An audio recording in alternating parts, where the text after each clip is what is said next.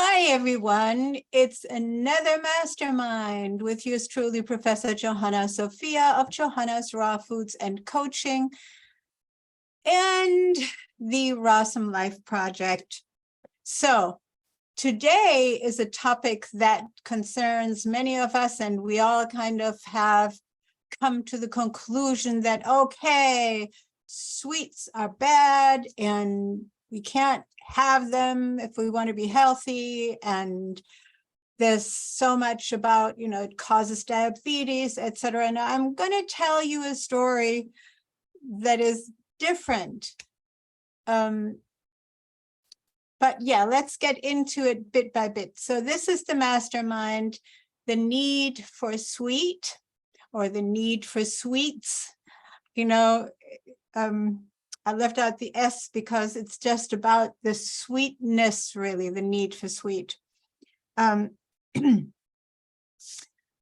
us start with what is that sweet?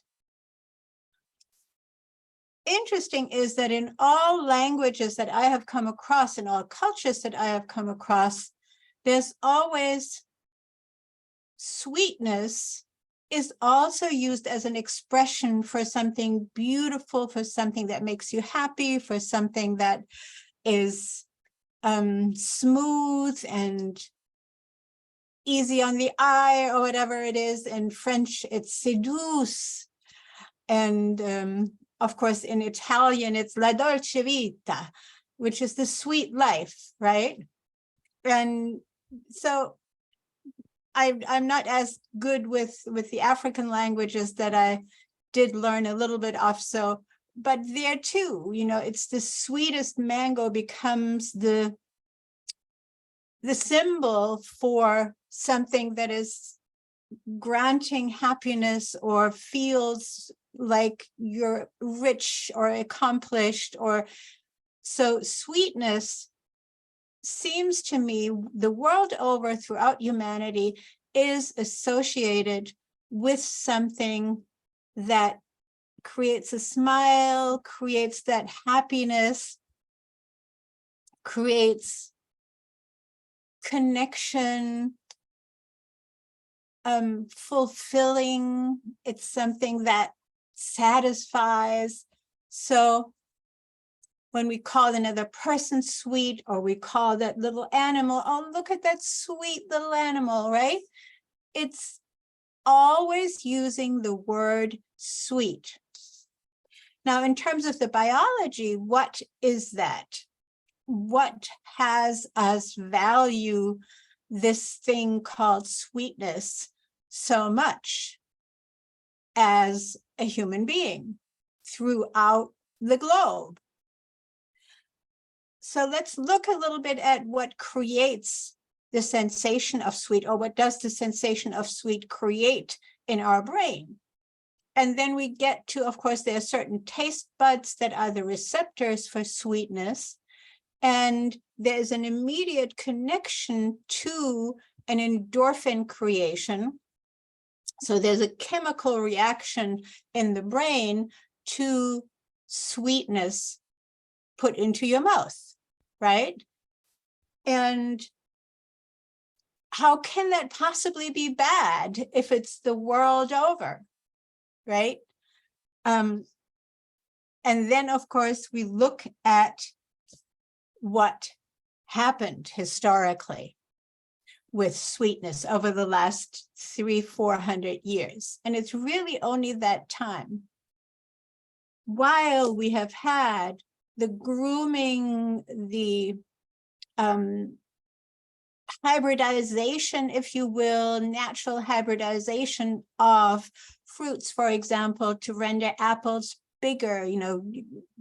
The grafting method has been used by the old Chinese for thousands and thousands of years, and I'm sure by other cultures too that we just don't know enough about, so that you take a branch from a tree that happens to have bigger apples than another one, and you graft that branch onto a stem or a branch of a regular tree, if you will, or a smaller apple tree, and that apple tree will also grow bigger apples. So that method goes way, way back. The selection of the sweeter versions, and then the grafting, the understanding how to make more sweet fruit. And again, because it goes thousands of years back, you know that the need for sweet has always been there, because in our biology, that endorphin creation, that smile on your face, that sensation is as old as humanity. All right, so we've had the hybridization, if you will, by natural selection, by grafting, etc., for thousands of years. But then something happened 400 years ago, when the Europeans, and yes, it was just the Europeans doing this. Sorry, but it was this. I don't, I'm a global citizen. Yes, I found out about this because I realized what Europe has done to the rest of the world over the last 400 years. So Europe went out in search of more spices. Of course, that the spice trade goes back to the old Marco Polo spice trade, all the way from Asian countries into the Roman Empire and then into the European arenas. But the new thing with colonization, especially with colonization first of the Caribbean islands, allowed the Europeans who could not grow sugar cane. In Europe, people grew sugar beets, but they do not provide as much of a clean, sugary liquid that you could crystallize. It's a much more complicated process than processing sugar cane. So the sugar cane plantations in the Caribbean islands were the first to allow Europeans to increase their, of course, going along with horrible enslavement and importing slaves to grow the sugar. And then the bananas, and of course the bananas are also a very sweet fruit, but still the sugar cane is what was decided in Europe would be processed by washing out and boiling out all the nutrients that are in sugarcane. And sugarcane actually in the wild is used, as I learned living in Africa, is used to clean your teeth, because it does not do you any harm eating natural sugarcane. So because it's very fibrous, you break the sugar cane, you pick a fiber and you clean in between your teeth with the sugar cane. You bite on it, on a little bit of fiber, you chew it, you mull it around in your mouth, and it's very sweet and delicious. You can't swallow the fibrous stuff, but you then spit it back out and it cleans your mouth and your teeth. So sugar cane, however, then was imported into Europe and processed into this white sugar, first into brownish sugar. And with the invention of colorism, with the invention of enslaving people and justifying the enslavement by way of a color scheme, a color scale in human skin color. This is an invention, and I want to make that super, super clear. This is not anything natural.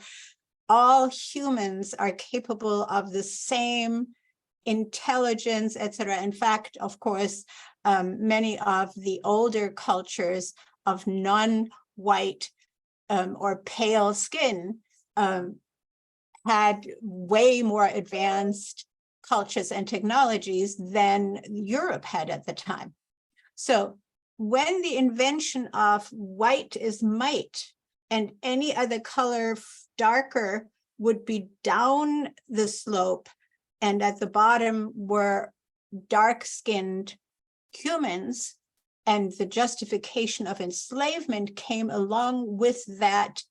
The whiter, the mightier, the whiter, the mightier, white is might, was invented in the European context, actually in collaboration with the church, with the Roman and all other churches, and particularly the Catholic Church, suddenly had ordered to burn all Black Madonnas, for example, any kind of dark-skinned representation of angels, of Christ, or Jesus, of any kind of church-affiliated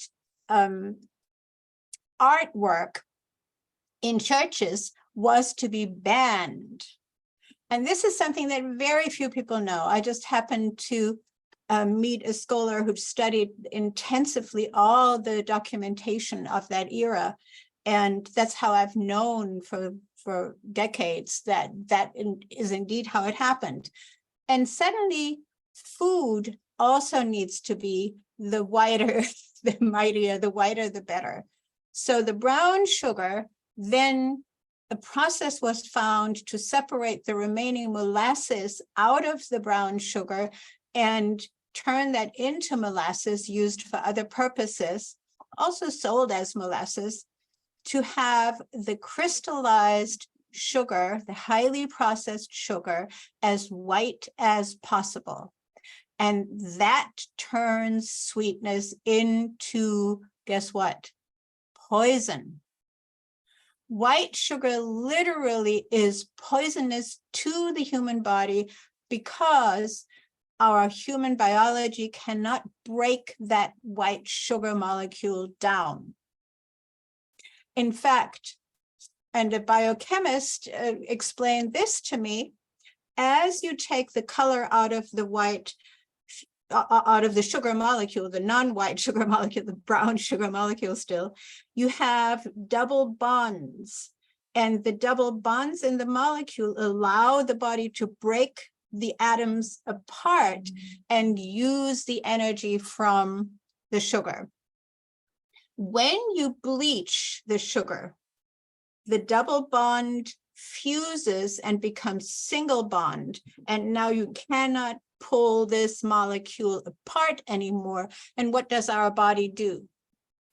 It either flushes it through, or it stores this non-digestible molecule in fat tissue. Now, isn't that wonderful? So yes, sugar does make you fat if it's white processed sugar. On the other hand, the original sugar, where you can pull those molecules apart and use the energy, you can actually therewith produce the endorphins and an energetic flow. Today we think it's the glutamine. Oh my God, I don't want to say anything wrong here. Let me just check it. That we need for all our energy. And I'm just looking it up, pulling it over here. So, oops, come on. We can break that down.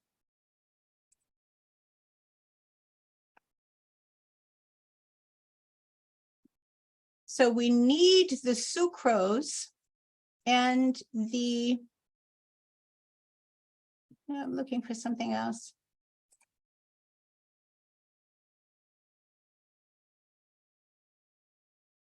Yeah, and then they're talking about sugar beets here versus sugar cane.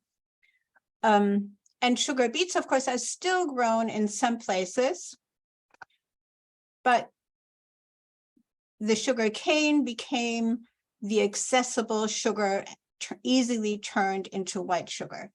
When I was a kid, we still had sugar syrup from sugar roots, or sugar beets, that was very thick, very dark brown, like molasses, but it wasn't molasses. It was a sugar beet syrup that we used like honey on bread and butter and syrup.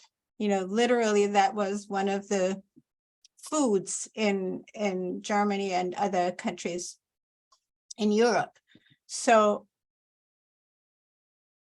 what happened is the denaturalization or the denaturing of the natural sugar in foods that rendered sugar toxic, that rendered sugar poisonous. Right.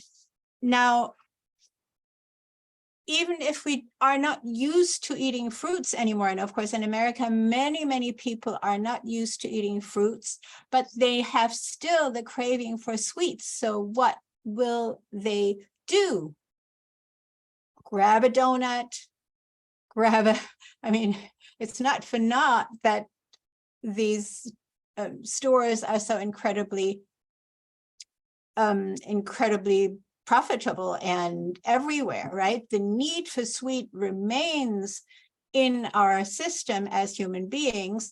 And if we give only the poison sugar, then the addiction gets even worse to that poison sugar because the body never gets out of that molecule what it needs. So the need just increases. And that's why people eat cake every day and donuts for breakfast. And in France, they eat croissant every day with sugar syrup everywhere. And of course, chocolates, etc. Now I can do another whole mastermind on cacao, which is also a food that we need because of its high magnesium, etc. But we have again denatured and modified it to an extent that it becomes poisonous in its roasted alkali processed form. So back to sweet.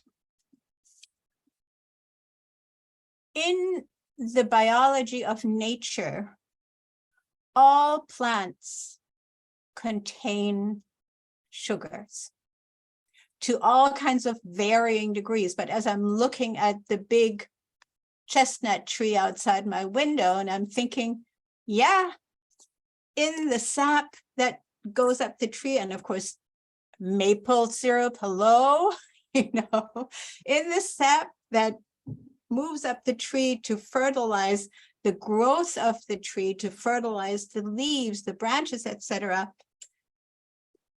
is contained sugar. And sugar is that energy that drives the growth of plants. And sugar is that energy that all creatures need. Yes, even carnivores need a little bit of that too, because they too need to eat some grass and some plant life. Like when I see our cat chewing and like licking and chewing on plant leaves in my house or outside, I noticed something that I hadn't really noticed before, that on many plants, on each leaf, there's like a tiny little droplet. And that droplet, not from you watering it or something, it's like a tiny little droplet of sweet, sugary, thick, not quite thick, but sticky liquid. Now, I have not done the research on that as I should to see how many plants, which plants have that, do that, you know, produce that little bit of juice. And I realized that that is what my cat is looking for.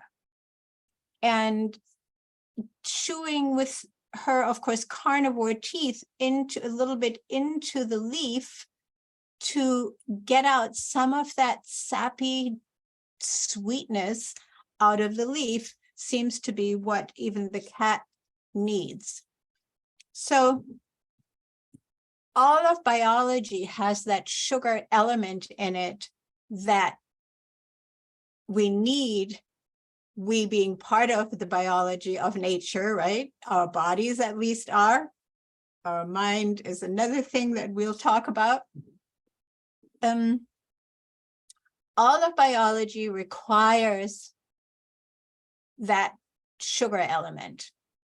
So without getting into the details of what sugar consists of, we can understand that and can realize that that is a truth on planet Earth. Therefore, it also becomes then natural that diseases can actually be healed with sweet fruit. Now, many people, when they first realize that they've become too overweight because they've eaten too many sweets, the poisonous kind, then think, okay, I can't have bananas, I can't have mangoes, I can't have, anything sweet, apples. And in some institutions or some natural practitioners also have this, the promotion or promote that you should not have sweet fruit, only the savory fruit, if you will, right? The avocados, the zucchinis, the peppers, the eggplant, those are all fruit. Of course, the nuts and seeds are, the nuts in particular are the seed of fruits, right? Without the sweet flesh around the fruit. Think of an apricot, because in the case of an apricot, we're used to eating the sweet flesh, but also the seed inside of it, which is like an almond. It's very, the flavor is very much like an almond. And of course, it's the same family, apricots and almonds. So what is it though that we're missing when we're taking the sweetness out of our diet? And of course, I have tried this because, because there's this opinion in my teeth are really poor and have been from birth, basically from childhood. And I consider myself lucky that I still have some of my own, at 70. So yeah, we're worried about the deterioration of our teeth due to sugar. But here's the other little secret. I've already mentioned it. Using sugar cane as it grows wild, and I happen to, walk through landscapes in Africa where sugar cane does grow wild. We were walking in Malawi from the dirt road to this particular lakeside place where hikers could stop and live for, like vacation. I can't remember, we slept in a kind of a cabin, and we ate the same dish every day. It was these little sardine-like fish that were dried in the sun and then cooked up with spices, a little salt, and of course, what we called sadza, which is corn mash, and a big, like Americans would call it a coleslaw or something like a cabbage salad. Anyway, so walking down the path to the lake, it's over 20 miles. We really walked for hours and hours and hours. There was sugarcane growing by the side of the road, and to re-energize ourselves, we would stop and break some sugarcane and chew it and suck the sweet juice, sugary juice out of that sugarcane. So I have that direct experience of experiencing the energy that you get immediately from fresh natural sugar. And of course you get that, but you're used to considering it just food. You get that when you eat a mango, or when you eat an apple, or when you eat a ripe pear, you get that, so good. And in the Western world today, we don't connect with that discrepancy between the natural sweetness that energizes and the denatured sweetness that actually anesthetizes, makes you craving. I was going to say that kills, but that's a little drastic. So because it just, of course, makes you unhappy in your body, because it actually also doesn't provide the happiness, the high. If anything, it creates a nervous energy, that teachers describe when it's somebody's birthday and everybody gets cupcakes and sweets in the classroom, and then everybody is jittery and everybody has ADHD for an hour or two, and then they go into a slump and fall asleep at the desk. So that's the poison sugar effect versus the natural sugar effect. Just to elaborate a little bit more on the healing powers of natural sugars, I personally know several people, and of course, some have become very famous, like Doug Graham and others, who have healed and helped heal many, many people by giving them just sweet fruit for all their nourishment requirements.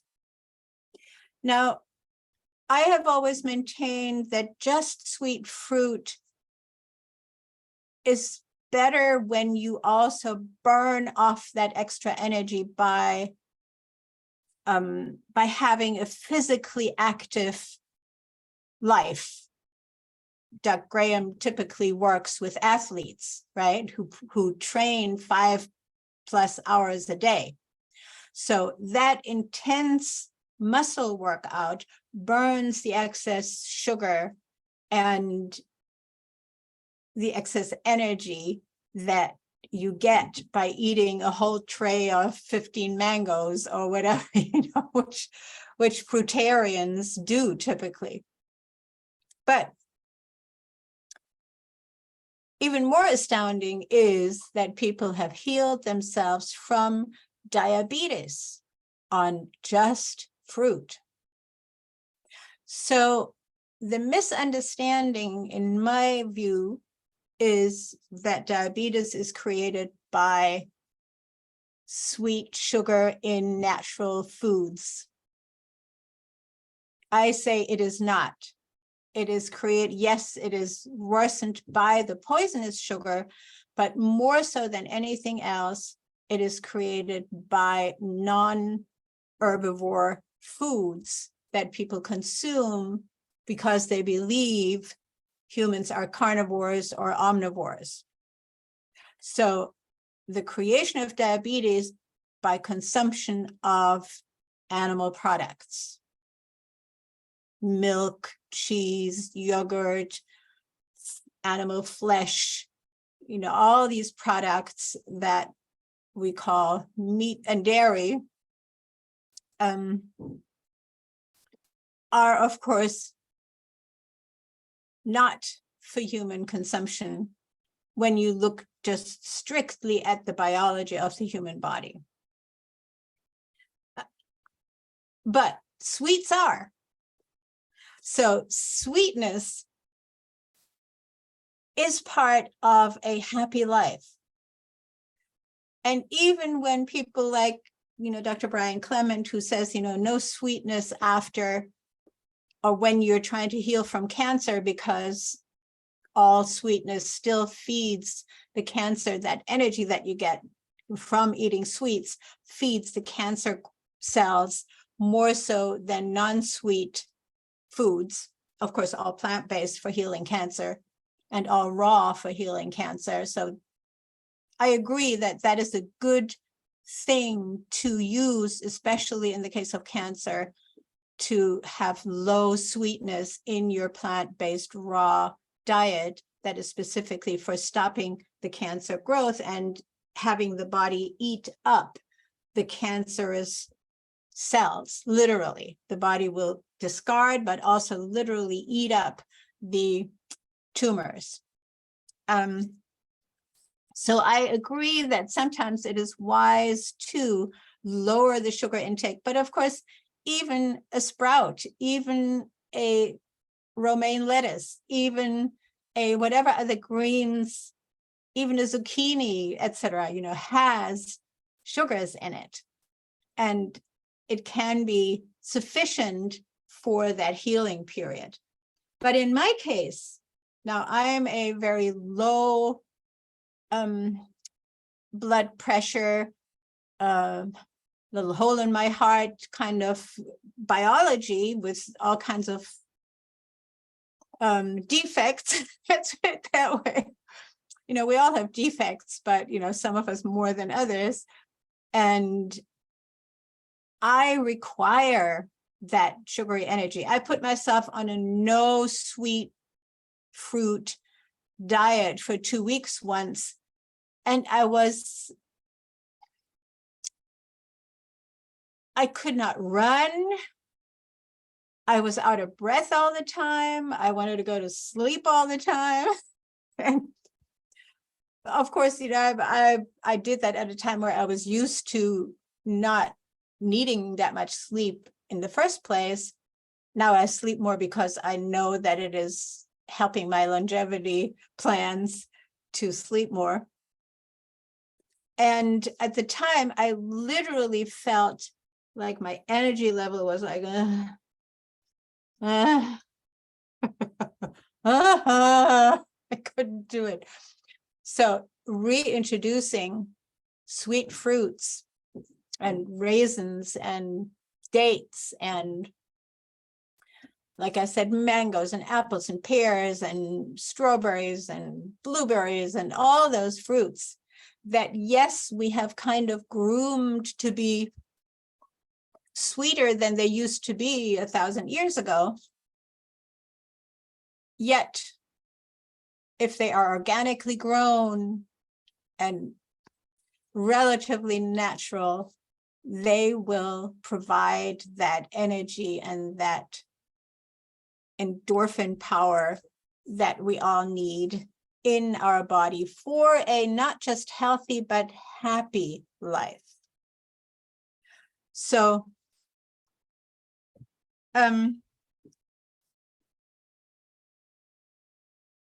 healing with sweet fruit, therefore, can also work. Now, I'm going to show you a couple of sweet things that I make, because I still think that it is the ultimate humanness is creativity, right? Is being creative and making things. Now, hopefully, we're making things that are enhancing those biological processes, not interfering with those biological processes, like the denatured white sugar, white rice, white flour, white potatoes, everything, that has happened with our food because of that switch in people's minds that white is better. Wonder Bread. Now most of us understand that that is not a healthy way to go.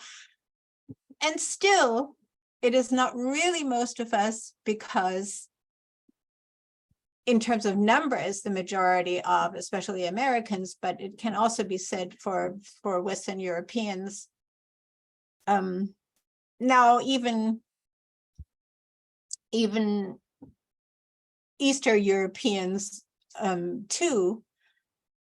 One more little anecdote. When I taught teachers and children in Romania when was that? 1999, 2000. it was just after they had eliminated, if you will, communism, and they had a pretty bad dictator, Ceausescu, and had westernized their lifestyle. It was horrible to see because of the economic sudden changeover, leaving most people totally impoverished, because if you couldn't have dollars, then, and were euros already introduced? I'm just trying to think. Yeah. You couldn't have the hard currencies because you had so little if you didn't have a Western connection. So when imperialism came into the formerly communist world, it suddenly became cheaper to buy 2 pounds of candy than to buy a loaf of bread or of potatoes, or 2 pounds of rice, maybe brown rice. Yeah, those were suddenly luxury items, and candy, literally 2 pounds of candy you could have for pennies. And children were suddenly fed on candy. And you saw all the children in the city of Bucharesti,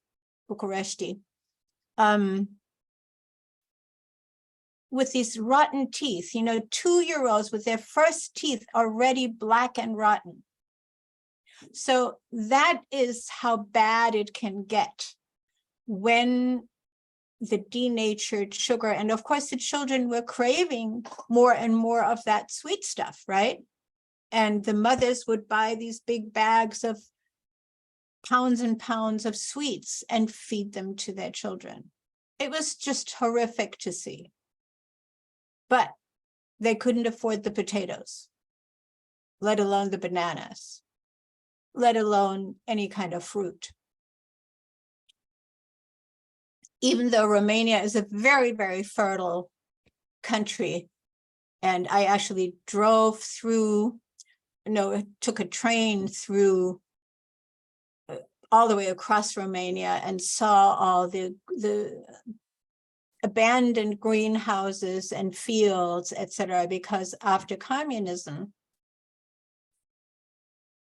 all the collectives were disbanded and nobody was growing in those areas. And I'm sure corporations took them over not shortly thereafter, but there it was, years after the supposed freedom that imperialism brought.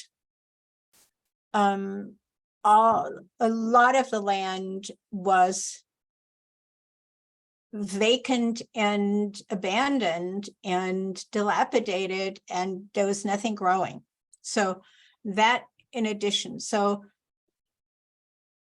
seeing how much damage denatured sugar does to children was really devastating. So now a short chapter about sweetness as we perceive it in terms of non-physical, non-biological sweetness, and why so many cultures have these expressions of, that was so sweet of you. Thank you so much. How sweet. Oh, isn't that sweet? So the expression that something is sweet brings with it exactly that same endorphin production in our brain that renders us happy, that produces a smile on our faces. And it should tell us that sweetness is something very valuable, very beautiful, very much part of life. So instead of us saying, oh, we shouldn't have so much sweets. Of course, we shouldn't have any of the poison sweets, none of it, but we should have more sweet fruit and sweet roots too. Carrots contain a lot of sweetness. Sweet potatoes are called sweet potatoes because they're sweet, right? Beets contain a lot of sweetness and sugar. Rutabaga and so much more that we can have more of. And of course, we get the most out of the sweetness of plants. In which form? Fresh from the plant, just extracted. All right, let's analyze what I have here. Here I have a chocolate mousse. You know, me and chocolate, you know, I can't separate from that. I don't know what I'd do without raw cacao these days. What's in here that is keeping me energized and happy? In this particular mousse, I started it off with the remainder of a green smoothie. And a green smoothie in this case contained a lot of red cabbage. So it wasn't really a red, it was a red smoothie, but cabbage being the cruciferous element that, you know, I have often talked about. And then there was blueberries and apple and banana and orange. So, and there was a little bit of flax in the smoothie, flax seeds. So I started out with this much smoothie in the blender, and then I added organic raisins. Now, I'm not sure how really raw raisins are these days, but they don't give me the same feeling I get from anything cooked and sweet. So raisins, often I put apricots, but I recently haven't had any. I haven't found a reasonably priced source for organic apricots.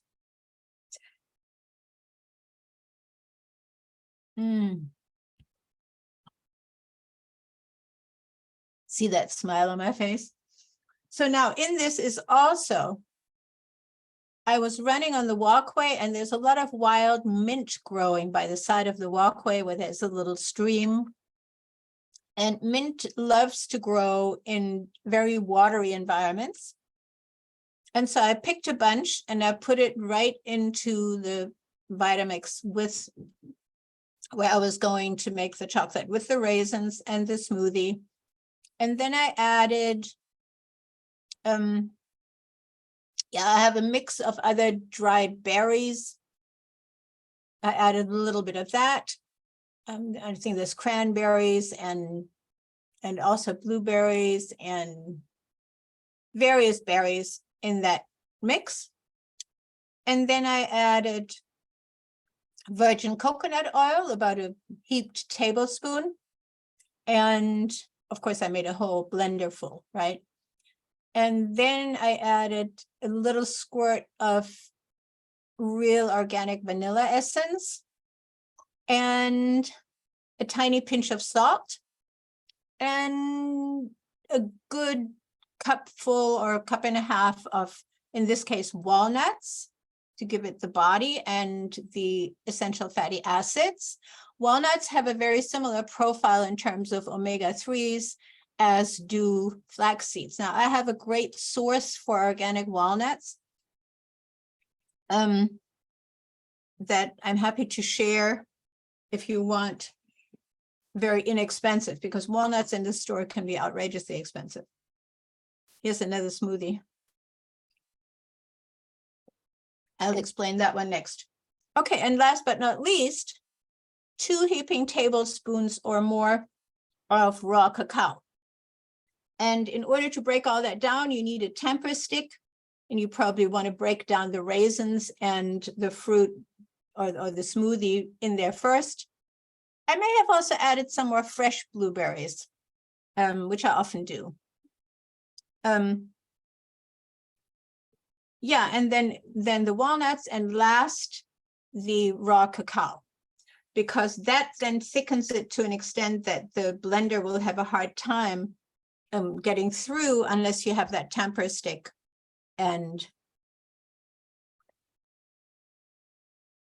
it's warm out, it's in the 80s, so it becomes very soft as a mousse, but then I freeze it and it is gorgeous. Just like that. So it is, see that? Into my little container, and this is now hard. There it is. But it melts relatively quickly because of the high fattiness, the coconut fat and walnut fat. And you can make a whole blender full and have it at your desired time, anytime. Keep it in the freezer. All right, now my daily fresh smoothies. Not every day. I mean, sometimes I do something else. Sometimes I do savory smoothies. I had a whole phase where I was just craving savory smoothies. So with cucumber and celery and kale and mixed greens and avocado, and then, you know, a squirt of mustard and salt and a little tamari sauce and cayenne pepper. Sometimes I put bell peppers also in the mix, or tomato. So like a salad smoothie, savory, spicy, with garlic and ginger in it as well. So I had this whole phase of where I was craving the green savory smoothies, and I would still have the chocolate as well. But yeah, this is a sweet smoothie, and it is made of orange. There's 2 oranges in this, banana, apple, and strawberries, and then a bunch of kale. So half a blender full of kale, and then all these fruits on top, and water. And because these fruits are relatively mild, the strawberries come through as a flavor. It's really, really delicious.